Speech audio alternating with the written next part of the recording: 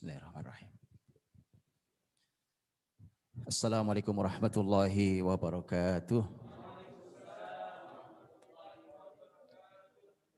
Innal hamdalillah nahmaduhu wa nasta'inuhu wa nastahdihi wa nastaghfiruh wa na'udzu billah min syururi anfusina wa min sayyiati a'malina may yahdihillahu fala mudilla lahu wa may yudlil falan tajida lahu waliyyan mursyida. Asyhadu an la ilaha illallah wahdahu la syarika lah wa asyhadu anna Muhammadan abduhu wa rasuluh. Allahumma salli wa sallim wa barik wa an'im ala rasulina wa imamina wa qudwatina wa murabbina wa sayyidina Muhammadin. Allahumma salli wa sallim wa barik alaihi wa ala alihi wa ashabihi wa man tabi'ahu bi ihsan ila yaumiddin.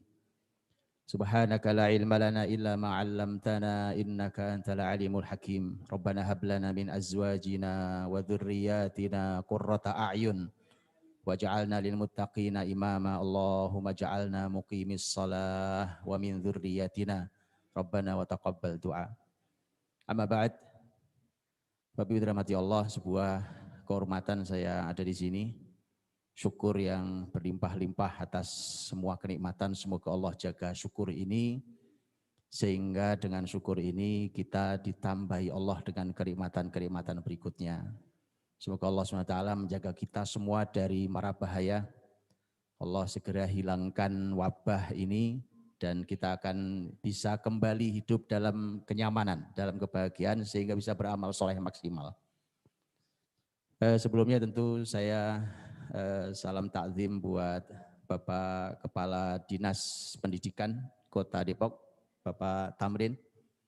Hafizullah Ta'ala, mudah-mudahan Allah kuatkan beliau dan seluruh pejabat pendidikan di Kota Depok untuk mengampu jabatan ini dan menghasilkan generasi-generasi peradaban Islam yang mulia. Dan selamat untuk Kota Depok yang baru saja memilih pemimpinnya. Semoga Allah pun memberikan kekuatan kepada para pemimpin di Kota Depok ini. Karena bahkan dulu seorang ahli ilmu mengatakan, kalau saya tahu ada satu doa saya yang pasti dikabulkan Allah, pasti akan saya berikan pada pemimpin. Karena kalau pemimpin baik, maka baik seluruh masyarakatnya. Jadi kalau saya tahu Pak, saya sayangnya nggak tahu saya. Kalau tahu saya kasih juga doa ini untuk pemimpin. Tapi tidak masalah, siapa tahu doa ini Allah dengarkan, Allah kabulkan, bahwa semoga Allah SWT memberikan taufik, memberikan kekuatan dan hidayahnya kepada para pemimpin di kota ini. Bapak Ibu yang dirahmati Allah, saya sedikit berbahagia. Salam khusus saya untuk seluruh guru, untuk seluruh pendidik, seluruh tim pendidik yang ada di Kota Depok, yang hari ini ada di SMP 2 Depok ini, ataupun secara virtual, yang Masya Allah dihadiri dengan antusias dari Pak UTK SMP, SMA, SMK, yang juga semoga Allah Subhanahu wa Ta'ala memberikan pahala yang agung dan berlimpah-limpah untuk para pendidik kebaikan. Ada satu hadis Nabi yang saya sering jadikan sebagai penyemangat saya kalau sedang lelah, Pak. Karena saya juga guru, saya juga ngajar. Saya ini nyantri sampai hari ini warga Depok sesungguhnya, Pak. Jadi saya nyantri ya di Depok, tadi Ustaz Duna sampaikan. Nyantri saya di Depok. Dulu sekolah ini SMP Al-Qolam. Nah, dulu bukan SMP itu, Pak. Dulu nggak ada SD, nggak ada SMP di situ. Dulu pesantren, di situ saya dulu nyantri. Itu dulu pesantren, nggak ada SD, nggak ada SMP, dulu hanya ada TK dan pesantren. Di situ dulu saya nyantri selama 3 tahun. Kemudian hari ini pun ternyata takdir saya ternyata balik ke Kota Depok lagi. Jadi sejak 2011 saya ada di Kota Depok. Jadi saya ini juga warga numpang hidup di Depok. Jadi karena saya juga guru dan saya juga mengajar, maka kalau lelah saya punya hadis hiburan sebagai seorang guru. Rasul Shallallahu Alaihi Wasallam bersabda, Nabi SAW menyampaikan tentang keutamaan para guru itu. Innallaha wa malaikatahu yusalluna ala muallimin nasal khair hatta al-hitan fil bahr wan namlatu fi juhriha. Sesungguhnya Allah, malaikatnya bersolawat. Bayangkan kita disuruh solawat ke siapa? Ke Rasul SAW. Ternyata malah Allah dan Rasulnya bersolawat kepada muallimin nasal khair, kepada semua pengajar kebaikan untuk seluruh masyarakatnya. Guru-guru kebaikan ini, guru-guru yang mengajarkan kebaikan ini mendapatkan sholawat khusus dari Allah dan Rasulnya. Bukan hanya Allah dan Rasulnya. Kata Nabi Muhammad, hattal hitan fil bahr. Sampai ikan yang di lautan itu ikut bersolawat untuk para guru. Wan namlatu fi juhriha, bahkan semut yang ada di lubang itu semua bersolawat untuk para guru. Saya kalau sudah sedang lelah, Pak, lelah mungkin agak sakit kepala, pusing, ngantuk gitu ya, itu hadis membangunkan saya. Nah, siapa tahu itu saya sampaikan membangunkan ibu bapak ibu kalau lelah mendidik anak-anak, mudah-mudahan. Satu lagi sebagai penyemangat, Pak, ini syair luar biasa, luar biasa. Penyairnya seorang penyair besar dari Mesir namanya Ahmad Syauqi rahimahullah taala. Beliau membuat syair cukup panjang tentang guru. Saya menukilkan 2 bait pertamanya. Beliau mengatakan kum lil muallimi waffihi tabjila kadal muallimu ayyakuna rasula a'alimta ashrafa au ajalla minalladhi yabni wa yunshi'u anfusan wa uqula. Kata beliau, berdiri kalian, berdiri dan berikan penghormatan kepada semua guru, karena guru itu nyaris menjadi rasul. Kalimatnya luar biasa, Pak. Karena warasatul anbiya, betul ya? Berdiri kalian, berikan penghargaan pada semua guru, karena guru itu nyaris menjadi rasul. Apakah kalian pernah melihat ada yang lebih agung dan lebih mulia dibandingkan mereka yang mampu membangun dan menumbuhkan jiwa dan akal? Itu kerjaan guru. Gak ada yang lebih dari itu. Sekarang mau kita bandingkan. Jembatan, jalan, ini pekerjaan mulia. Semua, angkut sampah pekerjaan mulia. Tapi mana yang lebih mulia? Ini kalau buat punya perbandingan. Dibandingkan dengan yang membangun manusia. Oh jelas. Itu jelas. Maka dari itu yang paling berhak mendapatkan penghargaan paling tinggi di peradaban Islam adalah para guru. Dan penghargaan tinggi itu Bapak Ibu, mohon maaf ini sebesar-besarnya, saya tidak ngungkit-ngungkit kota Depok ya. Karena sama aja di Indonesia, kota manapun sama. Sebelumnya saya takzim lagi ke Pak Kepala Dinas. Karena mohon maaf Pak, kadang-kadang saya kalau ceramah gini nih, ya kan, itu Kepala Dinasnya minta izin pergi Pak. Ini beliau ada di sini itu luar biasa itu. Ya kan? Orang lain suruh dengar Pak Kepala Dinasnya sibuk pergi. Saya mohon maaf nih Pak, saya kan orang apa adanya Pak. Ya. Karena walaupun saya warga Depok, saya orang belak-belakan Jawa Timuran Pak. Jadi ya kan.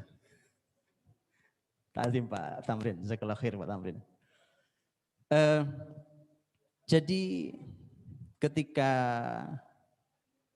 ketika manusia ini dibangun sebagai unsur paling penting di peradaban, dan siapapun yang mendidik manusia maka tentu menjadi orang-orang paling mulia. Dan itulah kenapa guru-guru itu mendapat penghargaan paling tinggi di peradaban Islam Pak. Bukti peradaban tinggi begini Pak, bukti penghargaan tinggi dalam Islam.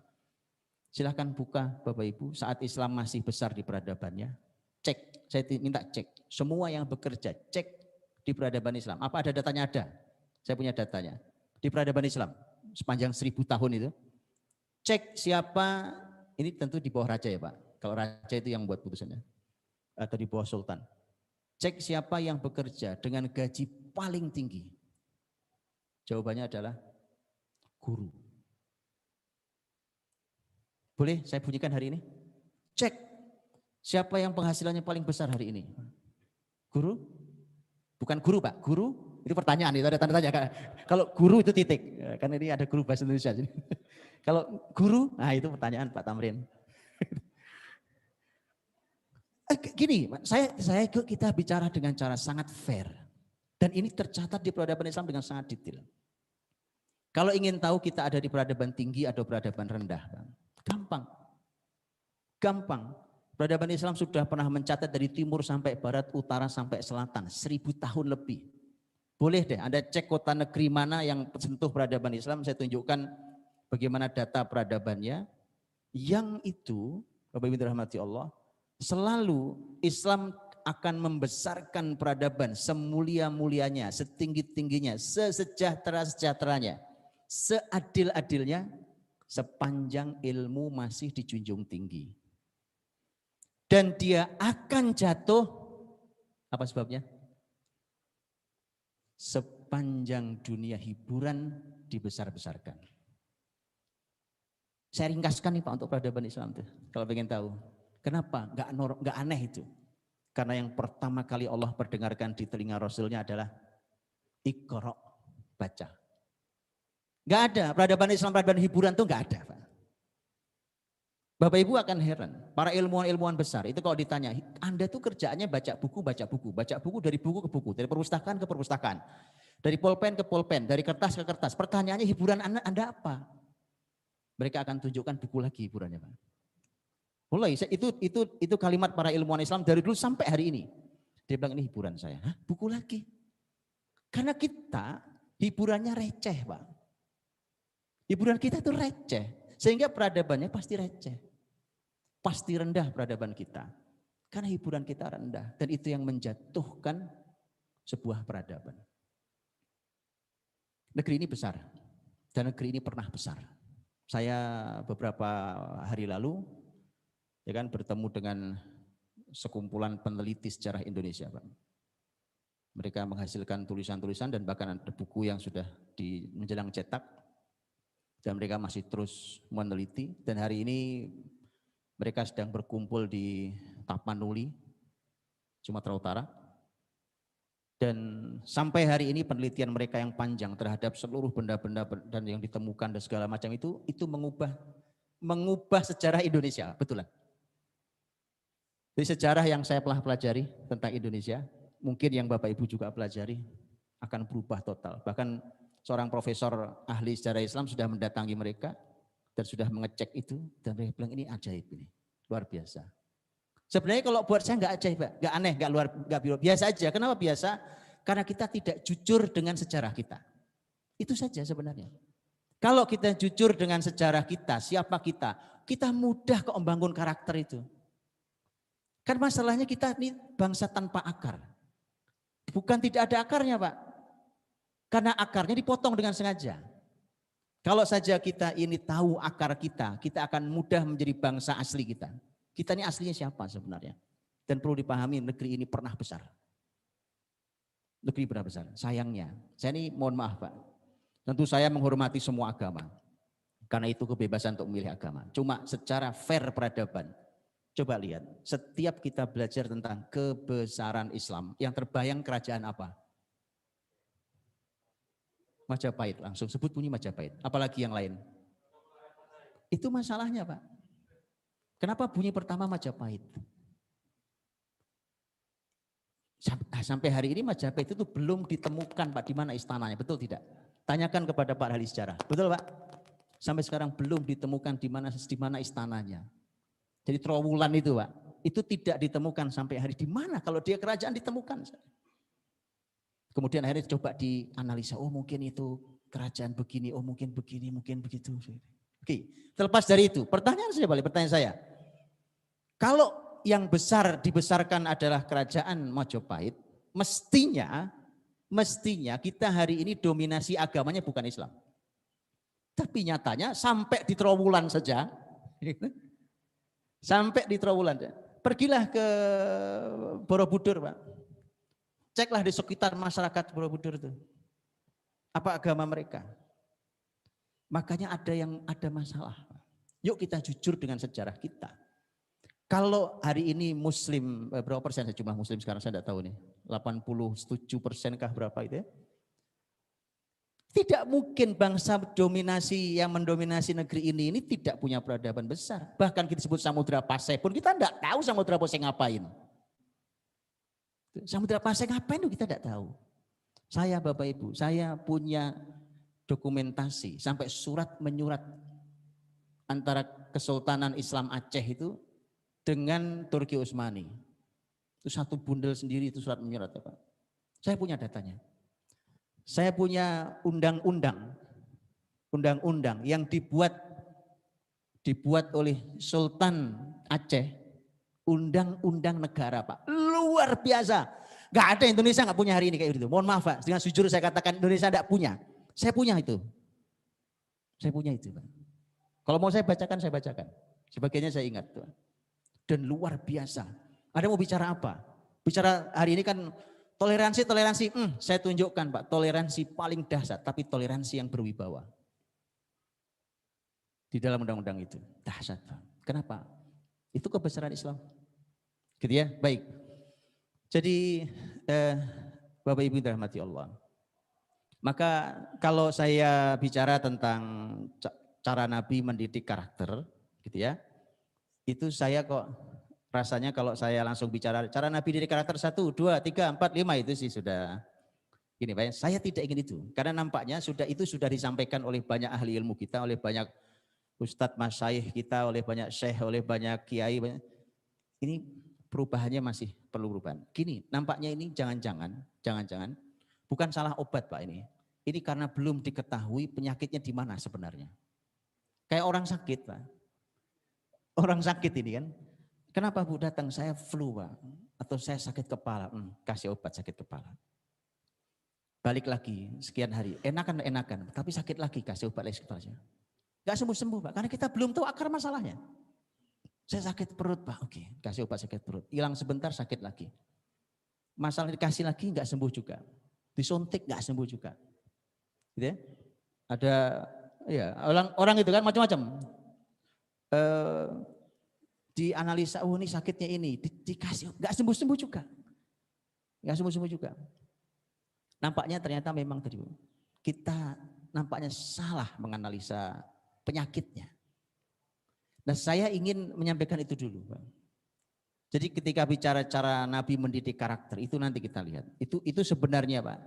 Karena itu sebenarnya jauh lebih mudah. Karena kita sudah kenal. Karena kita muslim. Tapi saya ingin sampaikan dulu Bapak Ibu dirahmati Allah. Ya sebelum nanti kita bicara. Karena gini. Kadang-kadang kalau kita bicara tentang Islam. Itu yang dibayangkan hanya muslimin. Padahal kita semua selama ini selalu mengatakan Islam itu rahmatan lah itu lil alamin, bukan rahmatan lil muslimin. Tapi kalau sudah bicara konsep, kita dianggap Islam itu sempit Pak. Oh ini cocoknya untuk muslim saja Pak. Ini kan negeri ini kan beragam, bineka tunggal ika. Pak itu berarti kita nggak ngakui ayat rahmatan lil alamin itu. Jadi selama ini itu cuma di ujung bibir, tidak ada di hati. Kata alamin itu Pak, bahkan bukan hanya manusia. Kata alam itu artinya bukan hanya manusia. Bukan hanya manusia. Dan itu kalau diterapkan syariat ini, itu semua bersyukur. Pohon-pohon, dedaunan, batu, semua bersyukur. Mereka mendapat kasih sayangnya Islam ini. Nah, cuma tadi karena kita selalu memahami bahwa kalau bicara Islam berarti sempit khusus buat muslimin. Itu salahnya kita. Enggak salah mereka, enggak. Kita muslimin yang tidak menyadari bahwa Islam ini rahmatan lil alamin. Jadi jangan cuma diteriakkan lah, ya kan. Rahmatan lil alamin. Ini Islam ini harus. Kemudian terjemahnya kemana-mana. Pak. Kalau rahmatan lil alamin, izinkan Islam bicara dengan muslim. Izinkan Islam bicara dengan Kristen. Izinkan Islam bicara dengan Hindu, Buddha, dengan Konghucu. Izinkan Islam bicara dengan pohon, batu, burung, semua. Kalau Islam betul rahmatan lil alamin, jangan batasi kami. Kalau Anda masih yakin ini, kalau masih yakin rahmatan lil alamin. Kalau sudah nggak yakin ya ini masalah berbeda. Karena itu, kalau sekarang saya bicara cara Nabi mendidik karakter, yakinlah bahwa itu tidak hanya cocok bagi muslimin. Itu maksud saya. Kok bisa gitu? Iya, nanti kita lihat nanti. Tapi itu nanti. Saya bagi waktu saya kan, setengah jam lagi saya. Muqaddimah setengah jam. Perlu kita lihat dulu Pak. Saya ingin ringkaskan perjalanan kurang lebih anggaplah kurang lebih sekitar 400 tahun Pak. Ini perjalanan 400 saya ringkaskan dalam beberapa kalimat supaya kita tahu di mana sumber masalah kita sebenarnya hari ini. Kenapa generasi jadi kayak sekarang ini? Ya kan, kok begini ya? Kok begini ya gitu. Kadang-kadang nggak usah pakai ukuran agama Bapak Ibu. Pakai ukuran ketimuran saja kita ini jatuh. Betul enggak? Gini wis, nggak usah bicara akhlak, bicara sopan santun. Ayo coba, ya kan, di usia para ayah, para bunda ini, ya kan, dengan yang sangat mengerti sopan santun zaman dahulu. Begitu lihat anak sekarang agak kaget-kaget tuh. Gak usah tolok ukur agama deh, tolok ukur adat saja. Itu kita masalah. Makanya saya pernah dialog Pak dengan teman-teman dari arah Sumatera sana. Dari mulai Aceh ke atas terus ke bawah. Waktu bicara tentang budaya. Budaya, jadi kembali menghidupkan budaya Indonesia. Itu Bapak Ibu tahu tidak? Teman-teman Sumatera itu semangatnya luar biasa. Menghidupkan budaya. Tahu nggak artinya kalau orang Sumatera menghidupkan budaya gimana? Menghidupkan budaya, itu orang Sumatera semangat Pak. Gimana tidak? Gimana tidak? Yang besar di Sumatera itu adalah Islam. Kami siap hidupkan budaya kembali. Tapi izinkan kami hidupkan budaya betulan. Ini budaya kami. Jangan budaya itu terjemahannya juga terserah kita. Kalau betul kita siap hidupkan budaya Indonesia, kami siap. Itu teman-teman Sumatera Pak. Dari Aceh turun ke bawah sampai Sumatera Utara, Sumatera Barat, Riau, terus mereka sangat siap. Siapa yang tidak tahu tentang kerajaan Islam besar Melayu? Siapa yang tidak kenal Samudra Pasai dengan seluruh kerajaannya? Siapa yang tidak kenal dengan berbagai macam kerajaan Islam dari utara sampai selatan Sumatera? Makanya mereka semangat. Ayo, siap. Tapi betulan yang jujur ya, kami siapkan itu. Tadi saya bilang Pak, Aceh punya undang-undang, bukan undang sekarang ya. Undang-undang zaman dahulu mereka pasti ada sampai sekarang. Masih tercatat sampai sekarang. Gitu. Jadi, ini yang yuk kita kenali diri kita supaya nanti kita tahu di sini nampaknya masalahnya. Kalau tahu masalahnya kan gampang toh Pak. Kamu kenapa? Sakit perut. Begitu dicek, walah ya kan. Ini cuma makan cabai 30, itu aja masalahnya. Kurangilah dikit, ya kan. Jadi kalau tahu masalahnya, kamu tuh gak kuat.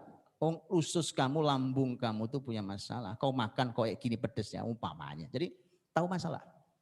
Saya ringkaskan ya Pak. Ini ringkas saja saya kasih perjalanan supaya kita tahu kita itu sebenarnya siapa hari ini. Ini perjalanan panjang peradaban. Saya ringkaskan 400 tahun dalam 4 menit mudah-mudahan. Dari 1 menit 100 tahun. Luar biasa toh. Iya Bapak Ibu, begini. Hari ini asal kita belajar tentang sebuah ilmu, termasuk ilmu pendidikan. Itu mentok tahun 1500-an. Ilmu kita mentok di situ. Itu udah paling jauh. Saya Bapak Ibu mohon maaf, saya sudah diskusi dengan berbagai lintas ilmu. Betulan, saya mohon maaf bahasanya agak enggak enak. Tapi saya harus sampaikan bahwa ilmu apapun lari ke belakang paling jauh Pak tahun 1500. Itu biasanya agak jarang, paling 1800, 1700. Kenapa? Nah kenapa saja kita nggak tahu. Kemudian kita terbawa oleh kalimat yang namanya karena 1500 ke sini itu kan masa golden age. Masa keemasan tuh. Masa keemasan itu istilah yang tidak cocok buat muslimin Bapak Ibu. Kenapa nggak cocok Pak? Nggak cocok. Itu yang membuat Eropa. Karena sebelum masa keemasan, 1500 ke belakang mereka disebut dengan masa kegelapan. Coba tanya di Islam, itu Islam masa gelap atau masa apa Pak? Itu lagi terang-terangnya peradaban Islam Pak.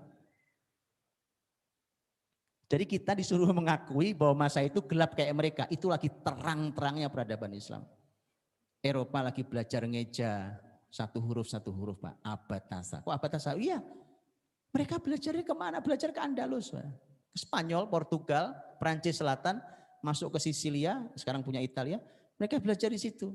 Dan mereka mengeja dengan abatasa itu. Abatasa mereka belajar dan segala macam ilmu mereka bawa ke Eropa. Bacalah itu dulu.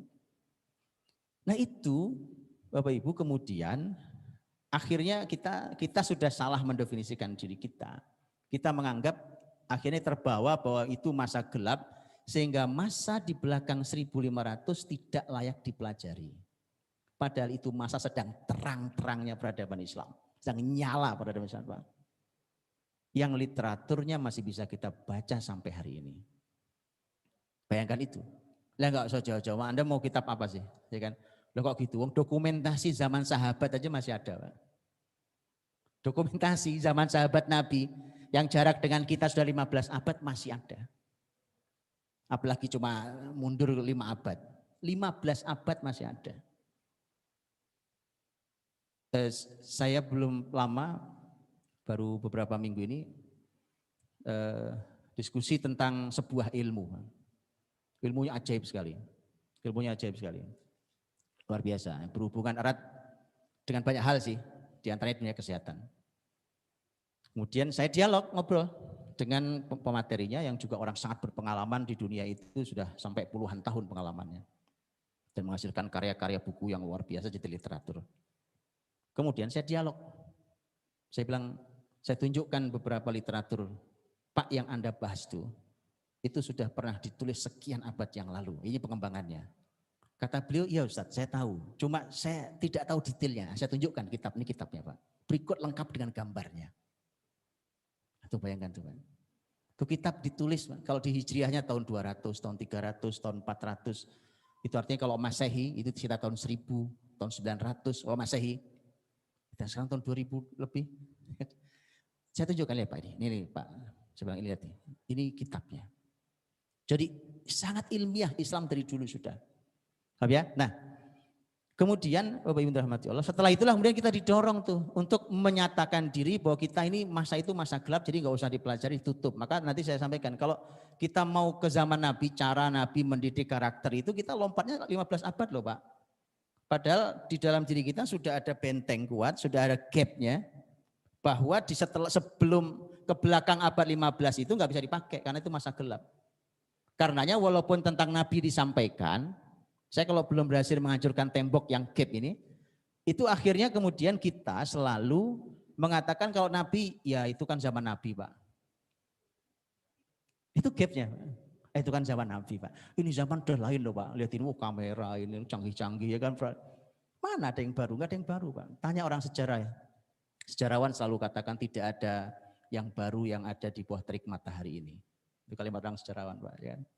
Mereka suka mengatakan sejarah itu mengulangi dirinya sendiri. At-tarikhu yu'idu nafsahu. Dan seterusnya. Oke, Bapak Ibu, begitu dia berjalan tuh, Eropa mulai belajar tuh Pak. Tahun 1500-an mulai belajar. Belajar dari mana? Dari mana lagi? Dari muslimin. Mereka belajar ke Andalus. Data semua masih lengkap di peradaban Islam. Bagaimana Raja Inggris umpamanya nitipin anak, ponakan, ngirim surat. Di bawah ditandatangani, pembantumu yang setia. Raja Inggris. Pak. Oke. Belajarlah itu, muslimin terima Pak. Muslimin itu tidak pernah orang maksa orang masuk agama Islam. Terbukti salah satu lulusannya menjadi paus di Roma. Anda baca itu semuanya. Supaya tahu kalau bicara toleransi, wallahi Pak, jangan pernah menuduh muslimin. Belajarlah pada muslimin tentang toleransi. Betulan. Kalau saya punya waktu saya buka. Tentang bagaimana toleransi hebatnya muslim. Jangan pernah ajari kami toleransi. Oke? Bayangkan, pulang jadi paus. Bukan jadi pendeta. Pendeta mah kelasnya di bawahnya kan. Jadi paus tertinggi. Salah satu paus di sejarah Roma adalah lulusan Andalusia. Betapa bukti muslimin tidak pernah. Muslimin kasih semua ilmu. Dipaksa untuk masuk, nah, tetap mau di agama, enggak apa-apa. Sini belajar. Kalau tiba-tiba muslimin dipaksa hari ini kemudian menjadi masyarakat yang dituduh ya, intoleran, ya pasti ngamuklah muslimin Pak. Karena muslimin itu sejarahnya seindah itu. Dia belajar sejarah lagi. Nanti kalau saya tunjukkan siapa yang intoleran, Anda akan kaget lagi. Yang bicara bukan saya, bicara data sejarah dan bisa dibuka sampai hari ini. Baik, setelah itu kemudian Eropa mulai belajar banyak ilmu Pak. Bangkit belajar ilmu dan kemudian setelah itu mereka seiring dengan itu musliminnya jatuh tuh. Musliminnya mulai tadi, jadi orang Eropa seneng buku, muslimin seneng nyanyi. Nah itu bedanya Pak. Tadinya mereka, mohon maaf sebesarnya. Orang Eropa nggak ngerti cara buang air Pak.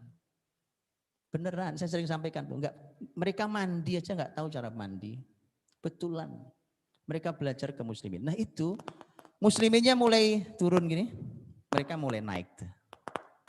Jadi memang bukan kebesaran mereka, tapi karena kelemahan kita. Akhirnya lama-lama tentu karena mereka bukan muslim, maka mereka dengan keyakinan mereka.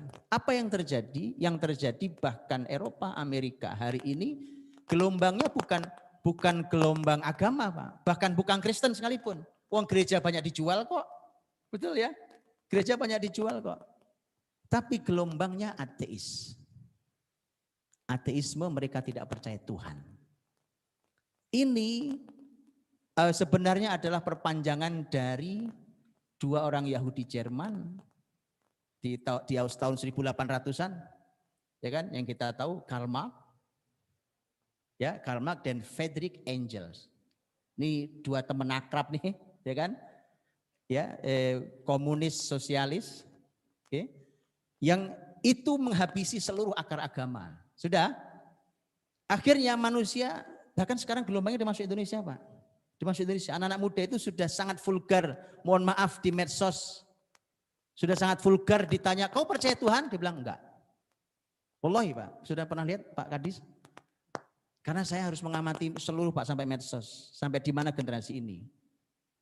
Itu sampai vulgar, bahkan itu kalau di istilah anak sekarang itu subscribernya, followernya sangat banyak. Dan mereka dengan sangat vulgar mengatakan, kau percaya Tuhan? Bilang enggak, saya enggak percaya Tuhan. Itu di Indonesia, anak Indonesia.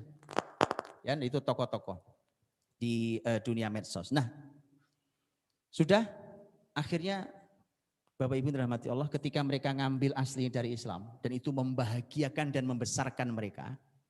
Baik. Kemudian mereka hari ini besar secara material. Kebendaan. Seluruh ilmu kita yang kita pelajari, semua penelitian kita tidak jauh hanya urusannya fisik. Jadi urusan fisik, harta, uang, tema kesejahteraan, membangun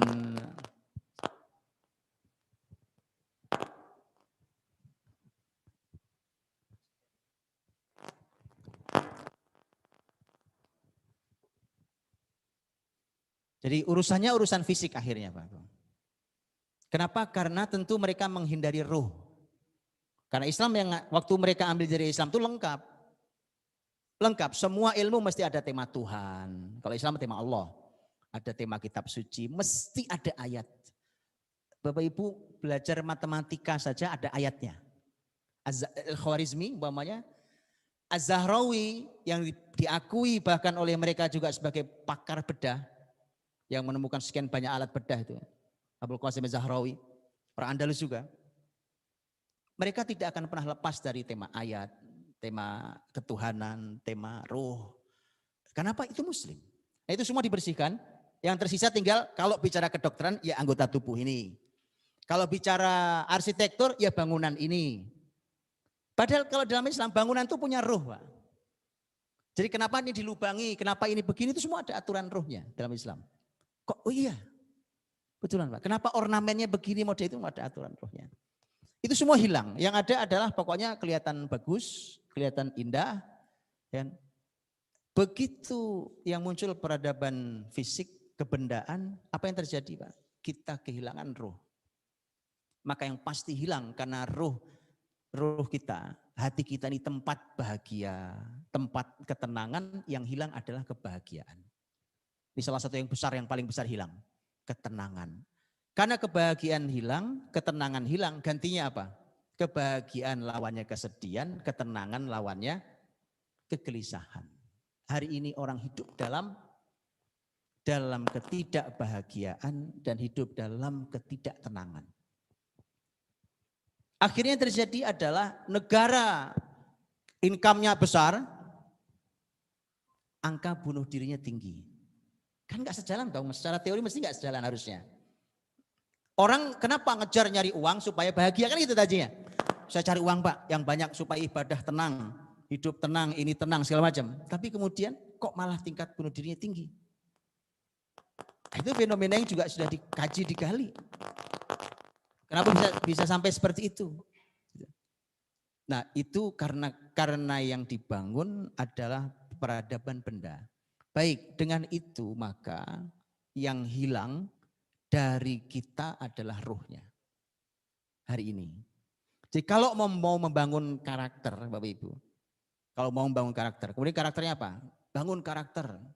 Tapi di dalam pembahasan karakter tidak ada tema ruhnya, nggak akan pernah berhasil. Karena penyakit kita hari ini adalah di bab itu. Kebendaan sekarang luar biasa. Gak usah ditanyakan lah itu ya. Penemuan apapun, ilmu pengetahuan, meneliti apa, menemukan apa, makin hari makin canggih dan segala macam. Bapak Ibu tahu hari ini terjadi anti klimaksnya. Eropa itu kemarin-kemarin disebutnya sebelum tahun 60-an itu kaum modern. Jadi mereka menggunakan kata istilah modern. Maka dari dulu saya nggak suka istilah modern, Pak. Modern, kami masyarakat modern, semua ada ukurannya, diukur jelas SOP, ya kan ada SOP-nya, ada teorinya, ada ini, semua tercatat lengkap, ada. Kemudian muncul anti klimaksnya. Hari ini disebut dengan postmodern. Postmodern itu udah mulai nggak percaya dengan itu, Pak. Akhirnya kenapa? Mereka karena begini, ini kok lama-lama kita jadi kayak robot ya. Begini, habis begini, habis itu kayak robot, Pak. Kayak benda robot di on off, di on nyala, off mati. Kita begitu kan, lama-lama kita kehilangan rasa sebagai manusia. Akhirnya muncul gelombang postmodern namanya. Ini saking bingungnya Eropa, Amerika, Pak. Muncul gelombang postmodern, yang postmodern itu salah satu ujungnya adalah mulai percaya klinik. Karena nggak ada Islam kan. Ada kekuatan di balik semua ini. Ya mulai gitu kan, mulai ini. Akhirnya jangan umat ini tersesat dua kali. Waktu modern tersesat, postmodern tersesat yang kedua. Dan saya Pak, itu nanti gelombang masuk ke sini. Oh gelombang ateisme udah masuk ke sini juga kok. Baik ya, itu supaya kita tahu dulu akar masalah kita di mana sebenarnya. Jadi kalau mau membuat kebijakan kita harus tahu. Kita harus tahu di mana ruhnya sebenarnya. Nah karena itulah maka Allah Subhanahu wa taala berfirman kalau bicara tentang Rasul, kuntum khaira ummah ukhrijat linnas. Jadi kalau kita belajar tentang cara Nabi mendidik karakter, kenapa kita ngambil Nabi? Karena para sahabat Nabi oleh Allah disebut sebagai khaira ummah ukhrijat linnas. Dan begitu kita baca, Bapak Ibu, umat terbaik itu ternyata lihat, kenapa jadi umat terbaik? Ta'muruna bil ma'ruf wa tanhauna 'anil munkar wa tu'minuna billah. Jadi kalau mau jadi umat terbaik ya ini. Kalau Anda tetap ngotot gak percaya, ini Pak generasi kita kayaknya kurang dekat dengan teknologi. Salah Mas. Kayaknya anak-anak kita perlu belajar matematika lebih serius. Salah Mas. Anda mau jadi umat terbaik kah? Kalau mau jadi umat terbaik Pak, ayatnya jelas. Ta'muruna bil ma'ruf wa tanhauna 'anil munkar wa tu'minuna billah. Cuma ini penafsirannya harus tepat. Gitu. Kenapa penafsirannya harus tepat? Supaya tidak kerdil pembatasan kata amar ma'ruf. Supaya tidak kerdil pembatasan makna nahi mungkar. Supaya tidak kerdil makna tentang keimanan. Yuk kita buka Pak sekarang. Supaya kita tahu tuh. Amar ma'ruf, nahi mungkar, iman. Supaya nanti kita tahu. Karena kalau kita bangun sekali lagi. Dibangun masalah apa nih? Masalah teknologi Pak, Bu. Gini. Saya ceritakan lah ya, saya ketemu juga dengan banyak sekali ahli teknologi, ya, berbagai bidang teknologi. Saya tidak sebut nama karena agak-agak masalah, Pak. Umpamanya teknologi apa yang canggih? Nuklir. Ya, nuklir. Saya pernah jumpa Pak dengan orang tinggi di negeri ini yang nuklir. Beliau seorang pakar nuklir, beliau juga pejabat di situ. Dialog ngobrol sama saya, beliau sampaikan sebenarnya Ustadz, di negeri ini itu sudah ada cukup ahli nuklir. Kita bisa buat nuklir lagi seperti yang di Serpong itu. Waktu itu ngobrol di Serpong itu Pak. Saya diajak masuk sampai lihat nuklir Indonesia punya Pak. Saya lihat langsung, oh nuklir itu kayak gini tuh, iya Pak. Dengan prosedur yang rumit masuk ke dalam ya kan. Oh ini nuklir itu. Jadi kalau Bapak Ibu belum lihat nuklir ya lihat dulu lah. Indonesia punya nuklir itu Pak. Itu kalau lakotarullah terjadi sesuatu bahaya itu. Dia bilang kita punya tenaga-tenaga ahli yang cukup untuk membuat begini lagi. Tapi tidak bisa Ustaz. Saya bilang loh kenapa kok bisa? Kalau dimanfaat kenapa nggak bisa? Nggak bisa. Karena keran ada yang megang. Nah, dijelaskan lah itu, saya nggak jelaskan di sini, dijelaskan. Ilmiah sekali Pak penjelasannya. Apa artinya? Anda mau mengejar teknologi, mau mentok di mana? Ada mentoknya Pak. Ada mentoknya itu. Ada hal yang tidak akan disampaikan ke muslimin, berbeda dengan muslimin dulu ketika mengajari mereka tidak ada yang ditutupi. Sehingga mereka bangkit seperti muslimin. Itu bedanya. Makanya kalau itu yang dikejar, yakinlah Anda tidak akan pernah bisa mengejar. Itu aja masalahnya. Makanya Allah menyampaikan, kalau mau menjadi khaira ummah, seperti dahulu generasi Islam, zaman sahabat dan seterusnya, itu ta'muruna bil ma'ruf wa tanhauna 'anil munkar wa tu'minuna billah. Coba lihat ta'muruna bil ma'ruf. Coba lihat ta'murun itu artinya kalian memerintahkan. Al ma'ruf artinya kebaikan.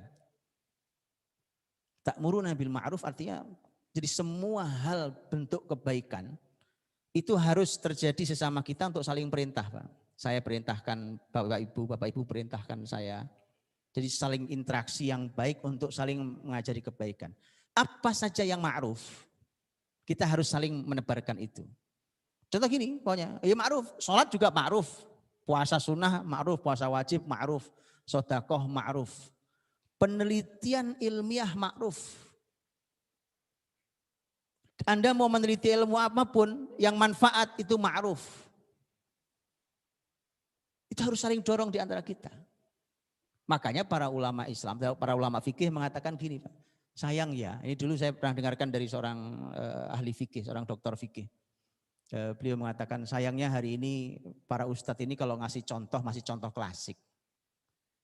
Apa contoh fardu kifayah? Ya kan?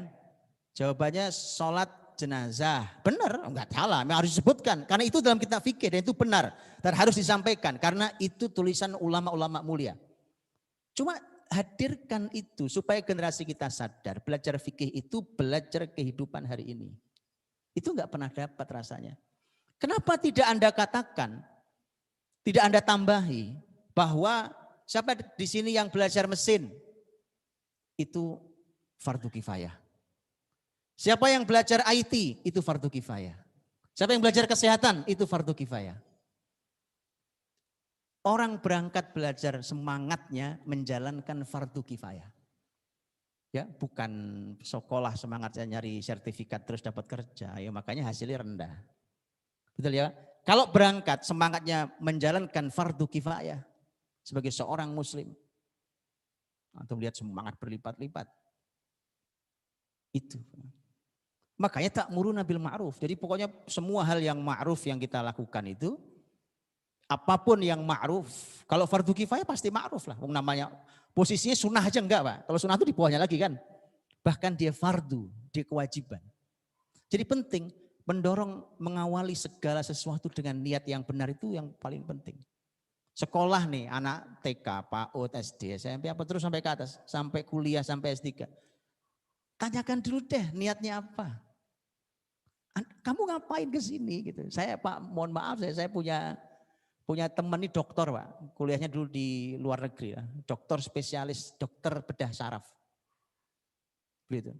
Itu dosen beliau di salah satu kampus negeri. Itu sama mahasiswanya galak Pak. Itu pernah cerita langsung ke saya. Jadi beliau nyopirin saya di kota beliau. Kemudian berdua itu beliau banyak ngobrol. Beliau cerita ke saya. Suatu hari Ustadz saya ngajar di kelas mahasiswa saya, kelas kedokteran. Saya tanya, kalian ngapain masuk kedokteran? Satu kelas, suruh ngomong satu-satu. Wah bahasanya indah semua Pak. Ini demi menolong sesama, demi kemanusiaan. Ini supaya kita bisa manfaat untuk orang lain dan segala macam. Kemudian dia berkata begini, saya katakan Ustadz, kalian semua pembohong. Kalian tidak jujur. Kalian kesini hanya berharap bisa punya uang jadi orang kaya di kemudian hari. Bukan saya loh Pak, itu Pak dosen itu. Pak dokter nih Pak, spesialis bedah saraf itu, nggak sembarang orang ya kan. Itu luar biasa. Karena beliau peduli. Beliau peduli. Ini bukan masalah kebendaan uang tadi itu. Jadi mulai dari niatnya. Jadi Bapak Ibu memang sering-sering ya. Memang harus sering-sering kita memperbaiki niat itu. Ya, tadi Pak Kadis menyampaikan ke kita tentang kita guru ini teladan. Jadi kalau mau bicara karakter ya kita mulai dari kita, kita ini teladan. Ya. Nah Bapak Ibu dirahmati Allah SWT. Jadi ta'muruna bil ma'ruf gitu. Dengan seluruh makna ma'ruf. Sama, wa tanhauna 'anil munkar juga sama, segala bentuk kemungkaran. Bapak Ibu, kemungkaran itu bukan cuma judi, zina, mabok, bukan cuma itu. Coba sekarang Anda bayangkan, saya mohon maaf, saya boleh jujur ya sebesar-besarnya. Kalau kita, bayangkan kita ini mendidik anak-anak. Sekali lagi saya juga guru Pak, Bu. Kita didik anak-anak, entah anak sendiri, entah anak orang lain. Kita bicara tentang akhlak, umpamanya. Anak-anak orang hidup itu harus jujur. Itu kan mulia. Dan jujur itu bahasa umum. Bukan cuma Islam saja kan yang jujur.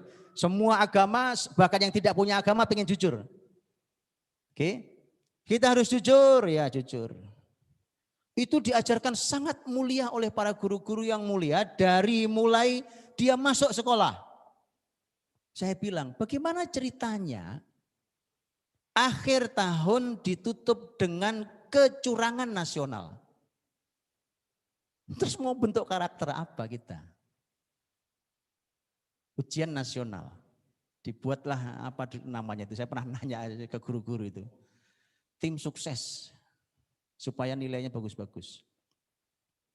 Kalau itu masih ada Pak, mustahil kita bisa mendidik karakter anak-anak murid. Mustahil, justru kita menutup pendidikan kita dengan su'ul khotimah. Jadi yang kita bangun SMP 3 tahun, SD 6 tahun, SMA 3 tahun, itu penutupnya adalah kebohongan nasional dan itu artinya kita runtuhkan semua kebaikan yang telah kita bangun bertahun-tahun lamanya. Jadi kalau hasilnya nanti koruptor, jangan nangis Pak. Memang kita guru yang ngajari. Bahwa bohong itu memang kita bisa sistemkan. Jadi kebohongan sistemik itu memang biasa. Itu loh Pak. Makanya Bapak Ibu dirahmati Allah, Quran. Kalau kita mau bicara tentang Rasul, nanti saya sering sarankan. Ada banyak buku para ulama Islam yang mengajarkan tentang pendidikan Rasul. Bagaimana Nabi mendidik. Itu nomor 1 Pak Bu, nomor 1. Jadi sebelum cara Nabi ngajar 1, 2, 3 sekian puluh banyaknya. Itu nomor 1 mesti keteladanan. Mesti Pak, buka buku apapun. Pasti keteladanan. Kenapa? Karena dalam Islam tidak bisa mengajarkan sesuatu. Tidak bisa menanam sesuatu. Tidak bisa mengubah tanpa kita yang lebih dulu berubah. Itu kaidah Islam banget. Allah berfirman, "Atamuruna an-nasa bil birri wa tansawna anfusakum wa antum tatluna al-kitab afala ta'qilun." Apa kalian ini ngajari orang lain kebaikan, terus kalian lupa diri sendiri? Ayatnya jelas banget ya. Kalian ngajari orang lain kebaikan, kalian lupa diri sendiri, padahal kalian baca kitab. Akalmu kemana? Afala ta'qilun, itu artinya kamu punya otak gak sih? Itu bahasa saya. Kalau bahasa ayat, afala ta'qilun. Kamu punya akal gak sih? Terus kita berharap generasi berkarakter yang gak bisa. Gak bisa. Mustahil itu. Jangan berharap daripada sakit hati. Ya kan? Kalau mau mengajarkan kejujuran, maka kita orang yang pertama jujur. Itu kenapa, terima kasih Ustazah tadi dibacakan dengan suara yang luar biasa indah. Tadi Quran kita nikmati diantaranya dengan suara. Ayat dibacakan itu saya tidak tahu kenapa Ustazah milih 2 surat itu. 1 surat Al-Isra, 2 surat Al-Ahzab. Ini surat luar biasa. Beliau menuntun saya pada tema besar ini. Karena di antara ayat tadi itu ada 2 ayat yang itu betul-betul bicara tentang tema besar ini. Yang surat Al-Isra bicara tentang inna hadzal qur'ana yahdi lillati hiya aqwamu wa yubasysyirul mu'minina alladziina ya'maluna as-salihati anna lahum ajran kabira. Yang satu lagi ayat yang kita kenal, laqad kana lakum fi Rasulillahi uswatun hasanah liman kana yarjullaha wal yawmal akhir wa dzakarallaha katsira. Yang satu ingin menyampaikan bahwa Quran ini memberikan petunjuk jalan yang lebih lurus dan memberikan kabar gembira kepada orang beriman beramal soleh bahwa mereka mendapatkan pahala yang besar. Yang satu ingin menyampaikan bahwa buat kalian Rasul adalah teladan yang baik bagi siapapun yang enggak buat semua orang. Nabi teladan baik bukan untuk semua orang. Enggak semua orang bisa meneladani Nabi, walau Nabi teladan terbaik. Kenapa? Karenanya Allah mengatakan liman untuk, jadi enggak semua orang. Liman kana yarjullah. Yang berharap Allah, berharap hari akhir, dan berzikir yang banyak. 3 syarat baru Nabi jadi teladan.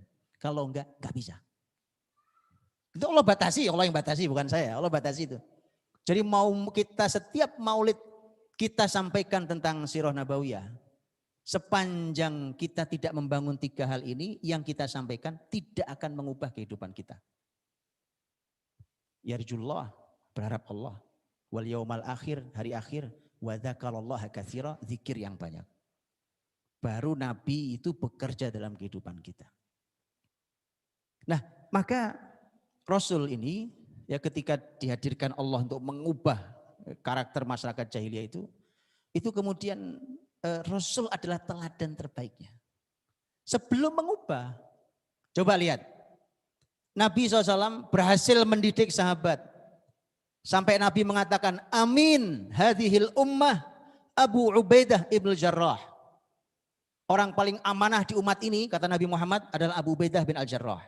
Makanya waktu nanti Khalifah Umar menjadi khalifah, Bapak Ibu, pengganti Abu Bakar, ya bahkan sejak zaman Abu Bakar. Sejak zaman Abu Bakar, Abu Ubaidah posisinya tidak jauh dari Kementerian Keuangan dan Kekayaan Negara. Orang amanah di situ tempatnya, Pak. Orang amanah di situ tempatnya, ya kan? Kenapa? Yang memberikan stempel langsung Rasul, orang paling amanah di umat ini. Amin hadhil ummah. Nabi bisa mendidik orang seperti Abu Ubaidah yang sangat amanah karena Nabi adalah Al-Amin. Kalau Nabi pembohong nggak bisa Pak menghasilkan Abu Ubaidah. Itu maksudnya. Nabi itu Al-Amin. Orang-orang Quraisy jahiliyah umur Nabi 35 tahun itu waktu bangun Ka'bah yang runtuh itu. Ya kan? Gitu mereka sepakat. Kita lihat besok pagi siapa yang masuk duluan ke area daerah sini, maka dia yang meletakkan Hajar Aswad di tempatnya, maka begitu lihat loh Muhammad yang duluan. Mereka mengatakan hadzal amin radhina bihi. Ini al-amin, kita semua ridho kalau dia. Itu Nabi Muhammad belum jadi nabi, sudah al-amin.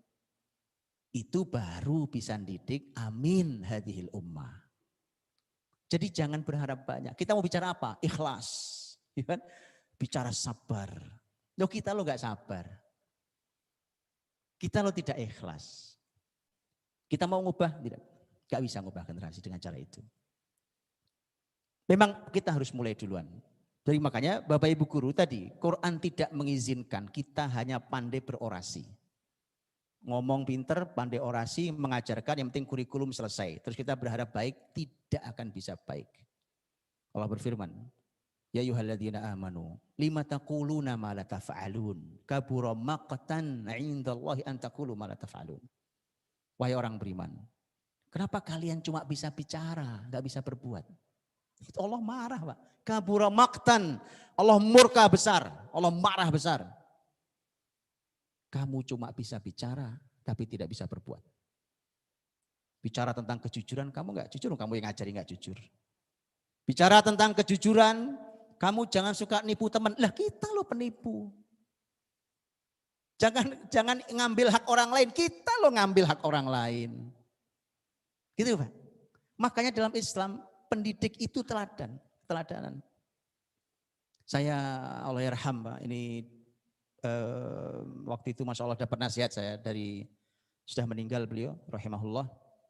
Beliau mantan rektor Unsula Semarang, Universitas Sultan Agung. Allah yarham sudah meninggal. Beliau mengatakan kalimat yang luar biasa. Beliau mengatakan pendidikan itu kurikulum sesungguhnya adalah guru. Karena guru bisa menghidupkan kurikulum yang mati dan bisa mematikan kurikulum yang hidup. Itu kalimat beliau, bagus banget Pak. Kurikulumnya bagus banget lah, gurunya mati. Gurunya mati, kurikulum itu nggak bekerja. Bahkan kurikulumnya tidak terlalu baik sekalipun, kalau gurunya hidup, dia akan melahirkan generasi istimewa. Keteladanan itu Pak. Ya. Sekali lagi, tema ta'muruna bil ma'ruf wa tanhauna 'anil munkar. Nahi munkar itu di segala level. Segala level dan segala hal. Coba lihat betapa jahatnya. Betapa jahatnya sebagian penelitian ilmiah hari ini. Jahat Pak. Wallahi jahat. Demi Allah jahat Pak. Kok jahat? Iya. Karena sebagian penelitian untuk merusak. Sebagian penelitian untuk mengganggu. Sebagian penelitian untuk mengabadikan kerusakan di bumi. Apa iya Pak? Oh iya. Gak usah pura-pura gak tahu ya kan. Mau saya bukakan. Seabrek datanya. Penelitian-penelitian itu. Apalagi yang pesanan perusahaan. Penelitian kalau perlu profesor neliti pesanan perusahaan. Doktor peneliti untuk merusak. Lihat Quran mengatakan. Lihat Quran mengatakan. Quran sampai mengatakan Bapak Ibu rahmati Allah. Ciri orang yang berbuat kerusakan itu kan orang munafik kan. Orang munafik itu berbuat kerusakan. Bahkan orang munafik itu kalau berbuat kerusakan enggak sadar ngerusak. Ya, wa idza qila lahum la tufsidu fil ardi qalu innama nahnu muslihun ala innahum humul mufsiduna walakin la tash'urun. Orang munafik itu kalau ngerusak enggak ngerasa. Ya malah kalau ditegur malah bilang, "Loh, kita lagi berbuat kebaikan loh, Pak. Kita lagi membangun loh, Pak. Kita lagi mendidik loh, Pak." Gitu. Itu orang munafik tuh, ngerusak tapi enggak sadar ngerusak. Lebih detail Allah mengatakan, mereka itu kerjaannya wa yuhlikunal harth wan nasl. Mereka itu suka merusak al-harth. Tahu harth, Pak? Harth itu sawah ladang, Pak. Tanah pertanian tuh dirusak. Yang rusak siapa? Ayo. Saya mau nanya Pak. Yang rusak sawah itu siapa yang rusak sawah? Pak Petani? Pak Petani cuma tinggal nebar-nebar, macul-macul. Yang rusak siapa Pak? Tunjukkan ke saya. Ilmuwan yang rusak. Betul? Ilmuwan Pak yang rusak.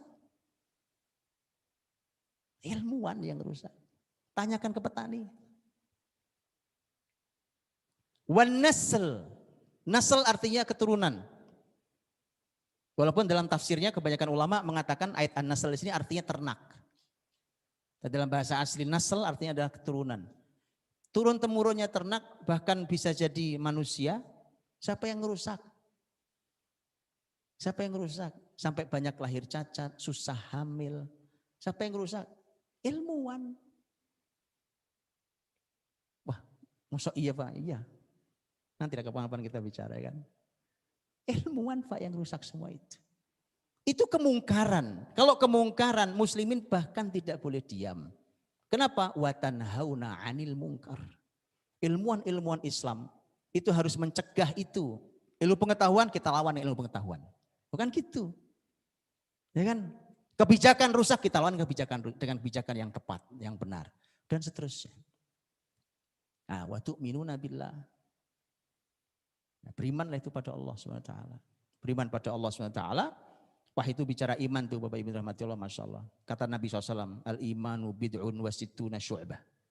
Dalam riwayat al-imanu bid'un wa sab'una syu'bah. Kata Nabi iman itu 60-an cabang.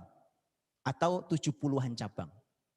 Wa a'laha kalimatu la ilaha illallah. Yang paling tinggi kalimat la ilaha illallah. Ya, wa adnaha imatatul adha 'anit tariq. Yang paling bawah menyingkirkan sesuatu yang menyakitkan di jalan. Dicek aja Pak. SD, TK, SD, SMP, SMA, sekuliah. Itu ada beling pecahan kaca, apa paku di jalan. Lewat, kok dilewati, enggak diambil, disingkirkan. Alah. Iman paling bawah aja belum dapat. Karena menyingkirkan sesuatu yang menyakitkan dari jalan adalah iman paling rendah. Ya kalau udah paling rendah kan udah enggak ada lagi bawahnya. Gitu loh Pak, itu tolak ukur generasi. Menumbuhkan itu tolak ukur, itu bukan cuma sekedar diceramahi kan. Betul ya? Jadi gampang sekarang, kalau mau ngukur nih ini SMP 2 nih, kalau ukur gampang. Coba aja kalau ukur gampang, coba ada hal yang sengaja diuji ya kan. Lihat, santri menyingkirkan enggak? Coba lihatin. Kok dilewat-lewatin saja nih? Alah, iman paling rendah pun belum. Kalimat Rasul, jadi tolak ukur Islam sangat jelas. Ini semua membangun segala macam, semua ada. Baik, waktu saya sudah habis ini. Jazakallahu khair. Jadi intinya wabillahi rahmati Allah, saya ingin menyampaikan bahwa kalau kita, saya berikan beberapa kesimpulan. Bahwa generasi khairah ummah, generasi terbaik adalah generasi Nabi dan para sahabat. Itu Nabi sendiri yang katakan. Kemudian sudah tepat kalau kita bercerminnya ke Nabi. Hanya saja semua perbaikan itu dimulai dari keteladanan. Mustahil mengubah sesuatu tanpa mengubah diri orang yang memperbaikinya. Dan kemudian kalau kita mau betul-betul berubah dan generasi ini betul-betul mau berubah yang lebih baik, yuk kita dekati Nabi, kita pelajari dengan sangat detail dari mulai isinya, kontennya sampai metodologinya. Karena semua lengkap dan semua itu hasilnya tercatat di sepanjang peradaban Islam. Dan saya kira itu, jazakumullah khair, terima kasih banyak wa rahmati Allah. Salam ta'zim hormat saya untuk seluruh pendidik di kota ini. Semoga Allah berkahi, semoga Allah berikan bimbingan. Semoga Allah berikan kita keturunan yang menyejukkan pandangan mata dan jadikan pemimpin bagi orang-orang yang bertakwa. Dan terima kasih banyak. Assalamualaikum warahmatullahi wabarakatuh.